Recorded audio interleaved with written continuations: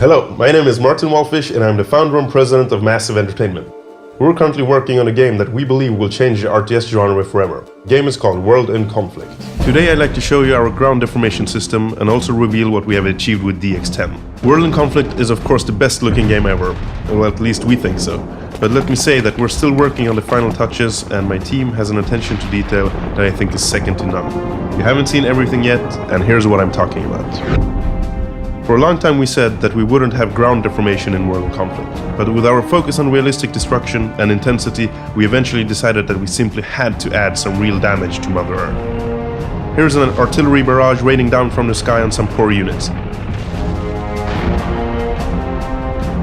Notice how the ground takes just as much damage as everything else. The tanks that follow will now have to drive down into the crater and then up again on the other side. All units are affected in the same way, of course, and there is no limit to how much deformation you can add in the game.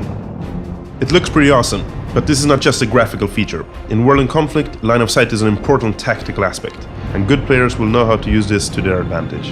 When units move through deformed terrain, it has a direct impact on their line of sight. For instance, an infantry unit that is in the bottom of a big crater won't be able to see beyond the edge above. Okay, so now let's take a quick look at our DX10 specific additions to the game. We have been working with NVIDIA to add something special to the players that have a DX10 graphics card installed. The first thing I will show you is for real connoisseurs. In developer language we call it soft particles or Z-feather. Let me explain. You may have noticed that in many games the edges of a particle effect, like smoke, can look striped or almost like two-dimensional planes stacked next to each other. Well, to make it more convincing, we have added soft particles in real 3D. It means that all particle effects like smoke, explosions, fire, debris and so on actually exist in the world. In combination with our particle physics, the smoke actually behaves like a real 3D object that will react to the world and units exactly as it would in real life.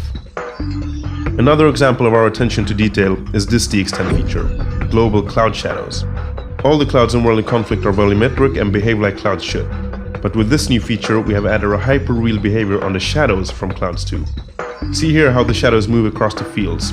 When they hit buildings, objects and units, the effect is completely realistic and accurately simulated as the shadows move across walls, rooftops, trees and everything else.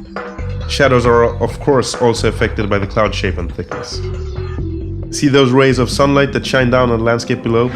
That type of effect is sometimes called God rays, and we really wanted to add that effect to the game. It turned out that it's pretty hard to do if you want the effect to react to the world in a realistic manner, but here it is, our very own light from above. It's a very beautiful effect that allows our map creators to make World in Conflict just perfect. Okay, finally, another really cool DX10 feature. A lot of people who have played World in Conflict have come to realize exactly how useful our mega map is.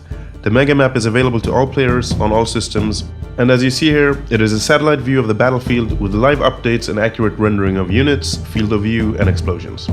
You can even play the game in this view if you like. But what if you could have the mega map available at all times?